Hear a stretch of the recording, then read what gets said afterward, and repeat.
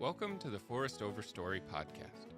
This podcast explores forest stewardship in the Pacific Northwest, helping landowners and professionals gain new insights and information in the field of forest management.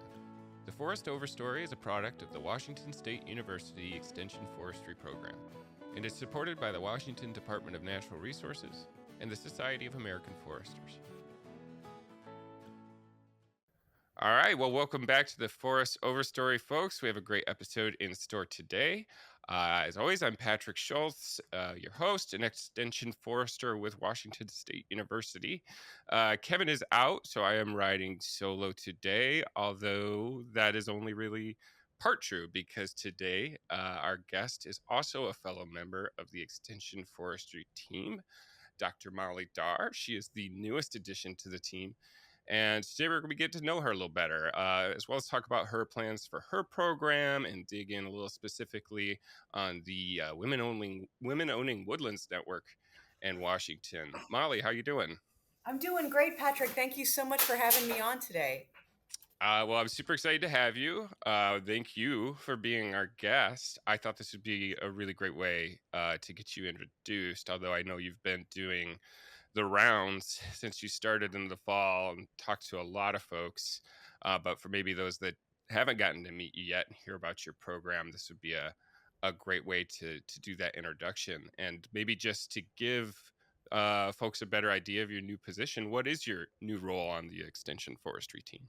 Awesome. Yeah, I really appreciate the platform to get my name out there. And right off the bat, I just want to encourage anyone who is listening and is more curious about what we talk about today or what I do, just to please reach out. I'll make sure that Patrick has my email and cell phone number so y'all can reach me. Definitely. I was recently hired on as the new extension forester for WSU back in October. I'm based out of Mount Vernon, so I'm at the Northwest Research and Extension Center out here. My focus is on 4 counties in the northwest part of Washington. So that's Clallam, Jefferson, Kitsap, and Whatcom.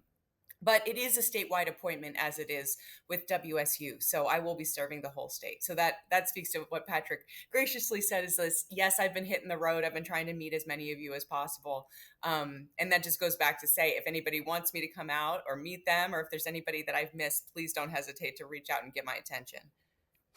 Perfect. Yeah. And for maybe even more background, if we've got some first time listeners or someone that's just not familiar with the Extension Forestry program out at WSU, we're kind of regional, but also a little state fluid. It is a little nebulous, but for instance, I cover Southwest Washington, Kevin covers part of Northwest Washington. Now Molly is going to be covering the peninsula, Kitsap Whatcom. So those were recently kind of gaps in our coverage. And then we got people on the east side as well. So right now, for the first time in a while, thanks to you, Molly, I think we're actually truly covering the entire state, which is really exciting. No, yeah, I'm excited to be part of such a dynamic team. I've already been welcomed in with open arms, and it seems like, yes, there is a void to be filled out here, but you and Kevin and Andy Perleyberg and everybody else has been doing such a good job handling the statewide appointment that the needs are already known. And I'm just glad to kind of pick up and support wherever you guys need me. Well, we definitely need the help. Lots of landowners out there for sure. Lots of land to cover. Yeah, they're all doing really cool stuff. We all want to go out and see that. And that's most of the job, right? Getting out. That's right. That's the fun part of the job, at least. But before we dig into your sort of future plans with your program, I'm personally curious, and I'm sure everyone else is, kind of where you're coming from. What were you doing before this, and what's your background? I know you were doing some interesting stuff, and that's the reason that we were able to pick you up here on the team. Sure. So yes, I grew up back east. I'm originally from Virginia. I went to school for entomology. So I went to Virginia Tech for both undergrad and graduate school. While I was at graduate school for Virginia Tech, I studied forest entomology specifically, wherein I studied potential. I don't want it to get technical right off the bat, but a potential biological control agent for an invasive species. So the invasive species was called the hemlock woolly adelgid. which actually exists out here in Washington. Um, the difference being that it does occupy and infest western hemlocks, but it doesn't kill them. And back east, it has devastated eastern Hmm. hemlocks, spanning all the way from Maine to Georgia, as far west as Kentucky. So essentially, what we were studying was, why is that? Why can you see the populations at such high numbers out here, out west, and it doesn't seem to have an impact? What's the difference between, is it some sort of genetic defense between western and eastern hemlock? We don't know. Or where I came in was the question whether there's some sort of predator complex in play out here that doesn't exist back east. Certain predator insects that keep populations low enough that they don't kill the trees, that simply don't naturally occur back east because, they didn't co-evolve together, since hemlock woolly adelgid is an invasive species back there. So that's what I studied. I studied a specific beetle that actually can be found way before I even moved out here or knew that I was going to. I was taking trips out to the Tacoma area to collect this specific beetle to see if it would be a viable biological control agent that we could introduce to the wild to help control invasive populations of the hemlock woolly adelgid. So that was my graduate work. That's what got me interested in entomology in general. Well, that's super cool. That's exactly the kind of technical stuff I wanted to dig into, and whether our listeners to it do or don't, I think it's awesome. Yeah, you And could just skip probably, ahead. yeah, just fast forward if you don't want. No, I think it's really interesting, and I'd seen the damage from the Hemalculia delgid firsthand in the Smoky Mountains. It is Oh yeah. pretty intense there. So that's really really interesting work, and I'm glad you're really coming to Washington at a good time, considering the now present emerald ash borer. We had a really good episode last month on that with Karen Ripley, and I'm sure this sort of integrated pest management expertise of yours is going to come in handy in the coming years. I listened to that episode. It was fantastic. She was such a great interview, and I learned a ton. I really appreciated you having her on, Patrick. Nice, thanks. Well, yeah, it's clear why you ended up here if you're already working in the area. But you also went from Virginia Tech, I think, to Clemson, right? Where you were That's doing a right. postdoc. Yeah, yeah. So while I was there, I also got super involved in out community outreach and extension initiatives when I was in graduate school at Virginia Tech. And so I was really excited when an opportunity arose based out of Clemson University, working with Dr. David Coyle, who for a 100% extension postdoc program within the field of forest health. So while there, I directed and maintained the Southern Forest Health and Invasive Species Program, which essentially was a regional forest health program that served as a consistent source of forest health information for natural resource professionals throughout the southeastern United States. So basically, that meant that I aggregated a bunch of pest, weed, and pathogen biology, diagnostics, potential impact information, integrated pest management programs for forest land and agricultural trees. And I just had it all in one spot on this website. And also that we had a Facebook page and a webinar program, and we put out a bunch of different publications. So essentially, wherever you lived in the southeastern United States, you could come to this kind of one-stop shop, and you would be able to know was the expert in your area. There was a whole directory of those folks, and also you could access the most up-to-date information in terms of like fact sheets or webinar programs or peer-reviewed publications or whatever. It was all in one place. So I really, really enjoyed this program. I'm so thankful for the opportunity. I worked with Dave for upwards of 4 years. We did this together. And it just allowed me not only just to get so much field experience, and really help me understand that extension is what I'm truly passionate about. I'm so happy that I have the opportunity to do this in an academic setting. But it also introduced me to a ton of really amazing people, like in the government, industry, landowners, citizens, academics, all types of different people. And I just learned a ton. So yeah, that is essentially what brought me to my new position here at WSU, where I'm hoping to replicate a bunch of the progress that we made in the Southeast and just kind of carry it over to my new program here in the Northwest.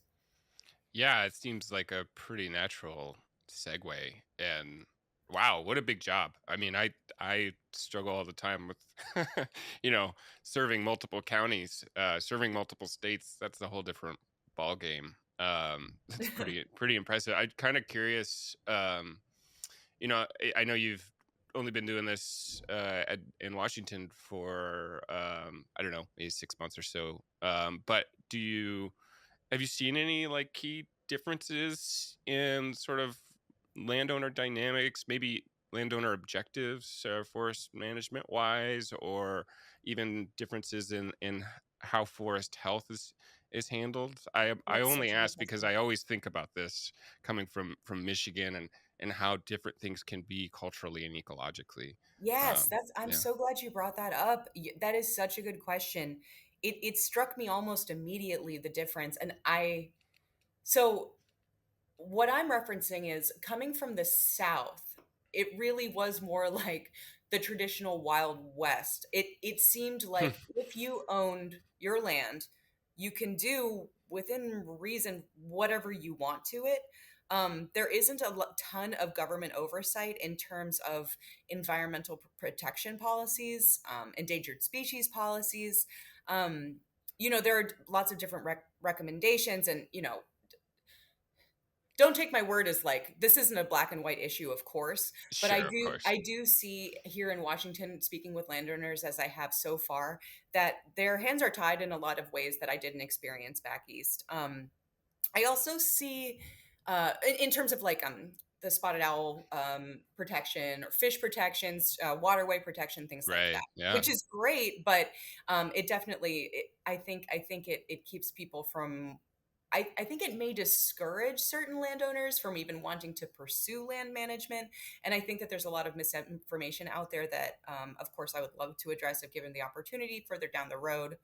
Um, and the other Yeah. thing that I think is, oh, I'm sorry, Patrick. Oh no, I was just gonna say I think that general sentiment is very true that sometimes it just seems so tricky to kind of navigate for landowners the policy that it could actually discourage them from getting involved because they don't really know maybe what they can and can't do. And that's why we're lucky to have a lot of state resources that go into supporting landowners through that. But even, it's our job, I think, to make people aware of those resources, which is its own challenge. But I didn't mean to interrupt. Please No, go ahead. that's a great point. I'm glad that you brought that up. I've definitely been in touch with some really great DNR folks who have pointed me in the direction of some amazing resources on their Right. website where you simply just type in your zip code and you can find um, the nearest experts towards you, where you can just reach out and ask questions about. So, Yeah. um, but yeah, it's a really complicated issue and one that I am by no means an expert on, and I am learning a ton every day,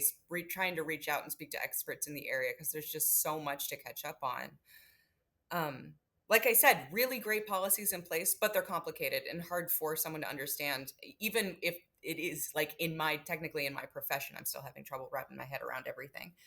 Right. Um, the other interesting thing that I found was the frequency of burning, prescribed burns to control invasive species and invasive undergrowth in the South. It was super, super common practice.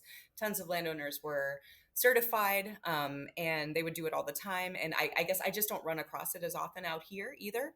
And so that's possibly partially because of the climate and how quickly that can get away from you and how scary that is. But it can also be a really useful tool. So, because I'm so new to this area, I don't know if that's cultural or regulatory or what, but I'm definitely interested in pursuing that and trying to unpack that a little bit more as well. It's all of the above. But that's such Yeah. an interesting point. And like, it's something that we can really, I think, learn from in the Southeast. And it's kind of, I think, like the Southeast uh, best kept secret in terms of fire or forest management is that fire um, it never really left the South. They've been using it for centuries. Right. Either indigenous cultures using it, or even to today, it's used in the pine plantations. From my understanding, obviously, you That's know a right. lot more about this than I do. But it's fire is just an inherent part of the solution of forest management out there. And here there is a struggle because there's things like smoke management, of course, risk of more catastrophic wildfires, and the cultural perception of that. We won't dig into that today. That's beyond the scope, but it's it culturally is a really interesting thing, and I've always been fascinated by how accepted fire is in the Southeast. Yeah, That's certainly. really interesting, especially given how much the other piece too is I think, correct me if I'm wrong, but most of the land in the Southeast is privately owned. There's much That's right. less federal land. Yeah. Whereas Washington, it's like 30%. I think in those states, it can be upwards of like 80 to 90%, right? That's exactly right. Yeah, I was Yeah. shocked by the stats. I looked them up just last week, but that's true, and it shows how invested private landowners are in the practice themselves. They can see the results. They can see how well it works. Yeah. Um, Yeah. Yeah. And then there's the dynamic out here of, really having to kind of share the land and work together when you have so many different ownerships. Yeah. We should yeah, do a whole separate podcast episode on sort of land use and how policy affects that. Maybe yeah. it Get would an put some expert people on to here. sleep, I but need I, yes, I yes. would I would nerd out with you on that. I think it's really I need interesting. an education. I would love to listen to that episode. Please do. Sure. But one thing I did really, kind of switching gears and talking about your intentions here with your program in Washington, really wanted to talk about WOW, which is the Women Owning Woodlands Network, and it is so hard for me to say that without stuttering sometimes Oh, with I all the know. It's a W's. tongue twister. Yeah, but can you tell us what WOW is and how you've been involved with it so far, and kind of what you're thinking here in Washington? Yeah, thank you so much for asking, Patrick. I appreciate the platform to talk about something that is so near and dear to my heart. Definitely one of my favorite things that I did during my postdoc down in Clemson. So while I was there, I co-founded and ran the South Carolina chapter of Women Owning Woodlands with my friend and colleague Janet Steele. So, Women Owning Woodlands is a national network that provides female focused forestry education programs through virtual and in person workshops, webinars, videos, field tours, downloadable literature, all this stuff, and also channels it through social media outlets. So, this network is sort of just, again, sort of what I was doing with my Southern Regional Extension Forestry program. It's an aggregate of information to be distributed to who's targeted are female landowners. But through my experience, it's useful basically to any underserved community who is managing forest land, new to the scene of forestry, forest management, forest education. Um, Essentially, it supports anyone who is a woodland owner, a forest practitioner, through topical, accessible, and current forestry information. So it essentially supports women in forest leadership, women who manage their own woodlands, and anyone who facilitates the stewardship of forests. Um, so the idea behind this, I think it was started back in 1999 as I think often in the Southeast, especially traditionally, there are traditional gender roles that occur. So Right. a lot of times women wouldn't be involved in the conversations and wouldn't have the lingo or know much about the land management practices that go down behind managing a massive forest. Um, it's not because they were purposefully left out or that they didn't have any interest. It's just traditionally, who would talk to who about what. So a lot of times historically, um, it would be like either, a wife would be left a chunk of land that her husband managed, or a Sure. daughter would be left a chunk of land if their father died. And unfortunately, there are a lot of opportunistic, let's call it, companies who would try and buy that land from these folks for pennies on the dollar of what it's actually worth. So, Mm, the idea behind this education program is just to provide like a network of vetted professionals that in your area. So, it's a national network. So we're trying to get representatives available in each state. There certainly already is in each region. And then they just provide areas or regional specific educational information through, like I said, it can either be through hybrid education, so both online and in person workshops, or it can be just hooking you up with different peers or experts in your area so you can reach out and have conversations on your own with someone that you feel heard by and someone you know can trust to give you the most up to date and fair information and prices. If we put you in touch with loggers, things like that. So that's the idea behind women owning woodlands in general. That's interesting. I did not really know the background of that and that it got start. Did you say it got started in the Southeast US? I think that they came together. I'm not, I'm actually, I do not know exactly where. I know it was an Eastern organization to begin with. I'm not sure Okay, if it was started in the Southeast, but I know that was the particular problem that we kept running up against. sure. Was just, unfortunately, women live longer than men, or at least historically, that's how it was. And so you would Yeah. find a lot of people just inheriting these properties that they just were just like, I have to deal with this now, like on top of everything else. I don't even know where to begin, that kind of an issue. Yeah, I don't doubt it at all. That's wow. I mean, that's really interesting. I just didn't realize that was kind of the part of the services provide. And I also didn't realize that it caters to like forestry professionals a little bit. Am I getting you right? Like Yeah. female forestry professionals can get plugged into WowNet and access all those resources as well. Absolutely. It really is. It's the WOW leaders that I'm connected with are from all kinds of different backgrounds, academic, governments at the state or federal level. Some of them work for the USDA.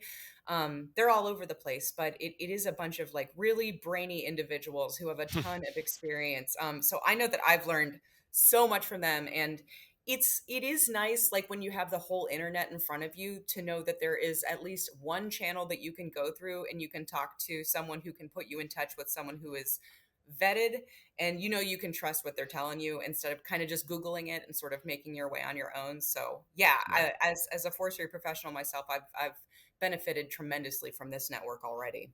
Nice. Well, so we do have, I guess you could call it like a pseudo chapter here in Washington. Yeah.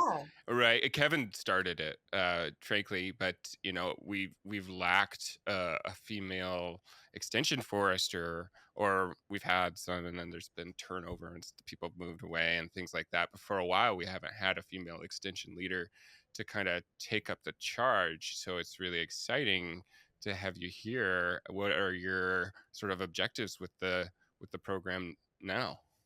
No, I think it's so cool that you all were so ahead of the game on that. And I was so excited when I moved here to find out that the ball was already rolling.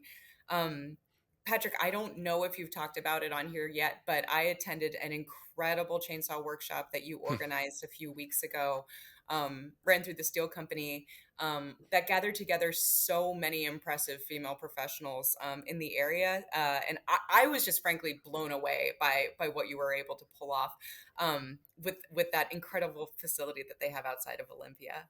Um, Well, I should thank you really for covering for me because I got COVID and I'd organized this workshop, got COVID, couldn't attend, and then you oh, and such a Grace, bummer. another extension forester, were willing to cover for me, and it's probably for the best in the end because it's a women only woodlands workshop. But I got to say, I've done this before, and they are. Just a lot of fun. It's just such a great environment to learn, and our partners at Steel are, like you said, just amazing. Yeah, They do such a good job getting that information out there. And it's one of the most popular workshops that I have ever organized. I brought it back by popular demand and it sold out within 24 hours. So, that's what I heard. That's yeah, madness. Th- lots of That's room for more.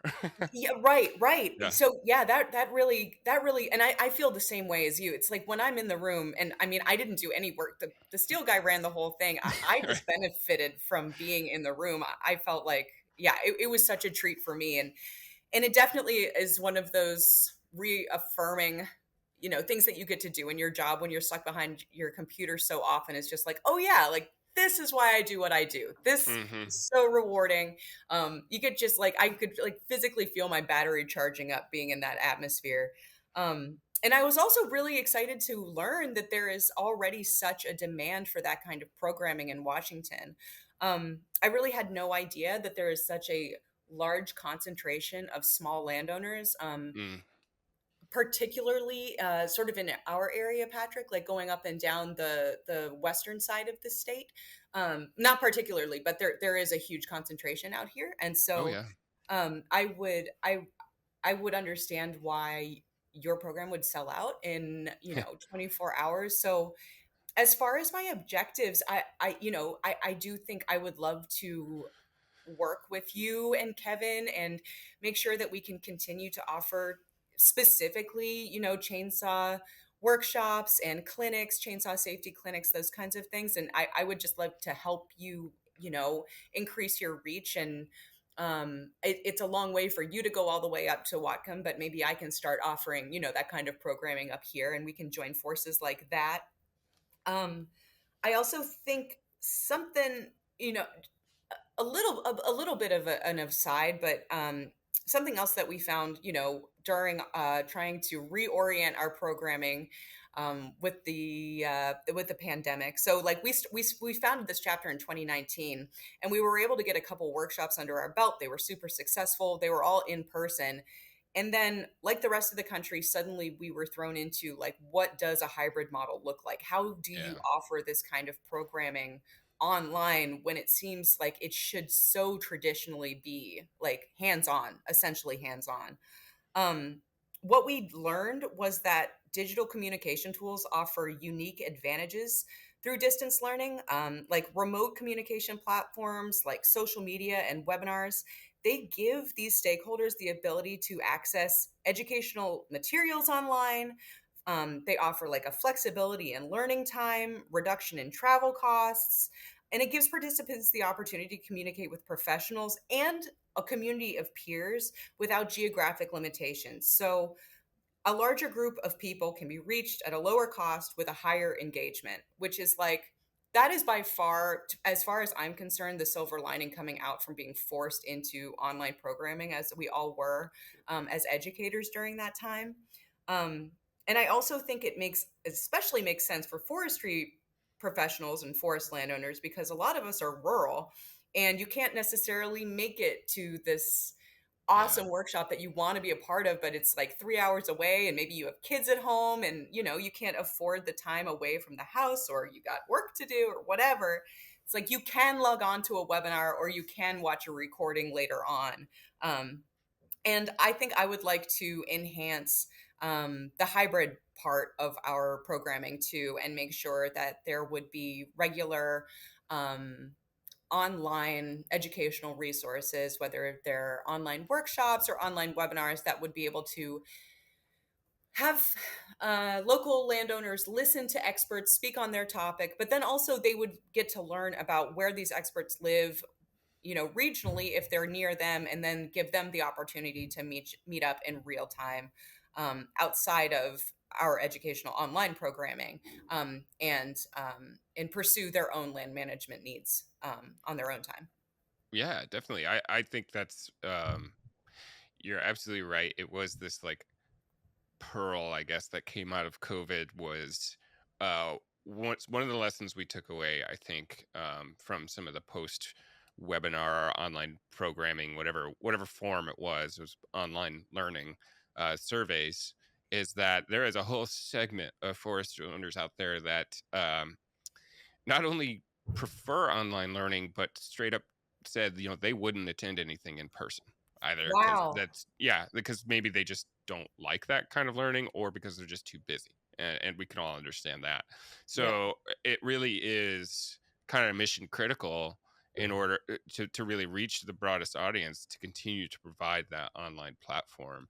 Another interesting thing that we learned, and I'd have to like go back and look at the survey data, but we I know that we saw that generally our online programs had higher attendance from women.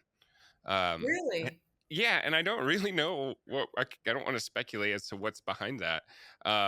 But just generally we had much higher attendance from women than in our in-person workshops, where our in-person workshops might be like 50-50, or say 60-40, more men than women. The online programs were more like 70-30, mostly women. That's so um, interesting. yeah, just kind of big numbers, but I just think that's really interesting. And so, like, what you're talking about is of continue to offer this form of programming and developing this WoW network. Yeah, an online WoW network, or a WoW program that incorporates online learning, I think would probably be very effective. Yeah, I think I know that you guys already offer so many great learning opportunities through your coached planning sessions. And I think it would be probably like we would have a lot of overlap there too. Yeah. Um, and I find those numbers that you're reporting really interesting. And yeah, it's just like, oh, I guess it could be a thousand reasons why, but it's good to know that the audience again is already there, and they're hungry for more. And you guys have already established such an awesome network of individuals that are just sort of just like all prepared and ready to go. So, um, I don't know. It just sounds like a tremendous opportunity, and I'm just coming back to the same thing that I've felt since starting here, like 6 months ago. Is just like nothing but support and passion, and just a bunch of eager individuals who love what they do. Here in the extension service, so I feel really really lucky to be such a part of such a cool community like this one. Well, we're definitely excited to have you, and the passion is kind of the key. It's what keeps you going, and Yeah. working weekends and nights and all that stuff. Yep. That's You right. gotta, That's yeah, right. you gotta like what you're doing, Yes. and like the people you work with. I do. My best part of my job is just getting to know the forest owners and their different objectives and things like that. And kind of actually speaking of that, one thing I'm curious about in your work with the WOW program. Um, well, just I guess to step back first, we know through pretty exhaustive surveys, either at the state level or at the national level, through like the National Woodland Owner Survey, that generally speaking, private forest owners have, the top 10 land management objectives. We know, for instance, things like wildlife are really important, wildlife Hmm. habitat enhancement, uh, you know, water protection, things like that. We know that timber production is generally pretty low, lower often than most people think. And I'm sure you're familiar with that too. I kind of just wonder, do we know, are there any differences when we sort of isolate and look at the female audience in particular? Is there a different set of objectives that you've seen either in the Southeast or even in your time here? That's a really I love that yes, that's a great question. Actually, there are some certain patterns that stood out to us in the Southeast. Um, a- it's always part of our evaluation process as extension Right. professionals. You want to make sure that the messaging that you're putting out there is being received. You want to make sure that you have effective programming. But part of the questions that we would ask are, what are your objectives? In a perfect world, what would you like to achieve with your piece of land? Sure. Um, and there's even literature online that supports this, that overwhelmingly women do tend to focus on, like a holistic ecosystem that they want to cultivate on their property. And also there seems to be a common drive in creating community spaces. So like that could look like, basically ways that you can recreate on the land. So things like nature walking trails, bird watching opportunities, just ways that you can just sort of like wander around and enjoy your land, sort of aside from a timber production perspective. Um, but the neat thing that I learned while working with these groups, and something that we were excited to bring to the community, was that you can also have, I mean, depending on the size of your parcel and land, but you can have it both ways. I think people shy away from the idea of timber production because they picture big nasty clear cuts, and Mm. there's certainly a lot of ways to go about it. You can do selective harvest, and you can make a profit and invest in your family, and make sure that you and your family are protected, but you can also maintain also a really gorgeous ecosystem on your land too, and maintain hunting space or wildlife space, cultivate a healthy ecosystem, that kind of thing. Um, anyway, I'm getting off track, but yeah, I thought that that was a really interesting a question and something that jumped out to me that I wouldn't expect there to be. I don't know, a difference Yeah. at all in management perspectives. Yeah. Yeah. Yeah, for sure. And it's interesting too that like the timber thing is funny because it's one of those things a forest owner I work with pointed this out to me, that it's probably not number one on the list, but for a brief period in someone's life it might become number one and then it goes Hmm. back. So it's something we should Yeah. never leave off the table. We need to be always considering that you know kids got to go to college, or there's a unexpected hospital bill, or maybe Mhm. goals and objectives change, and all of a sudden now timber harvest actually is kind of important. And Mhm. so yeah, so it's kind of funny how that works. And indeed many forest owners will live on their land their entire life and not harvest. um but many do, at least once. So it's kind of just funny how that works. It needs to be a part of the program. But like you said, the general, the things that I think most forest owners are passionate about, and the reason a lot of people purchase their land or continue to manage it if they're inheriting it, is really more of a lifestyle thing. And a part of that lifestyle comes with recreation, hunting, passing down those traditions, enhancing or maintaining a haven for different wildlife that they admire.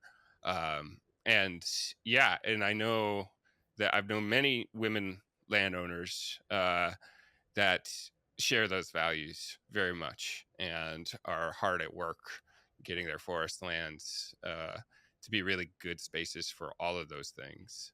So I admire what you're doing, and I'm very excited to see. That's all to say. I'm very very excited about the WOW network and what might come down the line pretty soon. Um, do you have any sort of like action items for landowners if they wanted to get involved with this? What could they do? Yes, thank you so much um, for bringing that up, and everything you just said, so well said. I absolutely Nice. agree on every aspect, and to me, it is so wild what some of these landowners that I've met already out here in Washington have been able to do with their land. Like retirements are taken care of, grandchildren college tuition taken care of just by Right. planning ahead. It's really impressive. Mm. Yeah. Okay. So I'm super excited by the platform that you and Kevin have already laid out. I think that something that we could benefit from out here in the northwest quadrant of the country is working together with Idaho, Oregon, neighboring states to share resources, experts, kind of start getting in touch with other folks. There's already a couple women that are involved with the network in Oregon who I've been in touch with. So I think we can probably share the load. I know, like where I lived between Virginia, North Carolina, and South Carolina, we were all in Georgia. We were always in touch and sharing programming, and a lot of times folks, I don't know, they travel between these states more than you would expect. So I encourage anyone else who's listening in those other states to reach out to me or Patrick. If you are specifically in Washington, I would love it if you would email me. I'm looking for ideas. I want to know what programming you want to see. I want to know what programming you feel like you've been lacking. I want to hear from the experts. Please, if you are listening, reach out to me. So I mean, you can email me. I'll just say maybe you can include it in the notes or something, Patrick. But Absolutely, yeah. We'll okay, we'll we'll awesome, include the email in the description of the podcast. So if you're listening perfect. now and want to email Molly, look out for that. Yeah, just reach out to me directly. This is absolutely 100% my job is hearing from you guys and learning how I can best serve you. So this thing is really at the beginning stages in terms of what I'm bringing to the table, and I'm all ears. So Patrick, again, I can't express how appreciative I am to you for giving me this platform today to talk about something that I'm so passionate about, and also learn from your perspective as someone who's been in the game, for so long and already been able to accomplish so much. Well, that's very nice. Yeah, I'm not the type to brag about what I know or don't know. So, but I am always happy to help. So You are whatever I me can too. whatever I can offer, I'm of course happy to help. And I'm really excited to see where things go. And just also very grateful to you for being on the podcast, and hopefully this isn't the last time we hear from you. We would love to have you on I would love again as that. as a co-host. For Yeah. whatever guests we might have in the future, you would be welcome. So Oh, that would uh, be such a dream. Yeah, no, I would love to be involved. Yeah, absolutely. I think this is such a neat thing that you built, and if it puts me in touch with more folks in Washington, like I'm game. That sounds wonderful, Patrick. Thanks for the opportunity. yeah, absolutely. Well, do you have any closing thoughts before we kind of wrap up? No, I just want to say I'm sorry that this has been so vague, but like I said, it's very much in the beginning stages. And for all developments, I will be in touch with Patrick. So keep an eye on the podcast and on all of the great literature that Patrick puts out because we're going to be working together on this initiative, and hopefully he's going to be able to help me advertise. And if you ever have any questions or you're just curious what's going on, like I said, don't be hesitant. Don't be afraid to reach out to me directly. Perfect. Well, yeah, and like I said, we'll put your email in the description, and I really encourage people interested in the WoW network to reach out to Molly, because it sounds like this is a really good opportunity to grow something pretty, grassroots, and that's always the best way to do things, right? Yeah, So, totally. well, thank you so much. I think we're going to close it out here, and as usual, I just want to point people towards our Extension Forestry website to look for events coming in your area. That is forestry.wsu.edu. There you can also find Molly's and my contact information and our various other resources we host on that page. One event coming up to think about on the west side of Washington on June 10th, we'll be doing a big family forest field day in Eatonville. And I believe in Eastern Washington, that will be on June 24th in Kalispell, at the Kalispell Community Forest, I believe. I hope I'm not getting that wrong. Either way, check our website, forestry.wsu.edu, to learn more. And with that, I will sign off and see you all next month.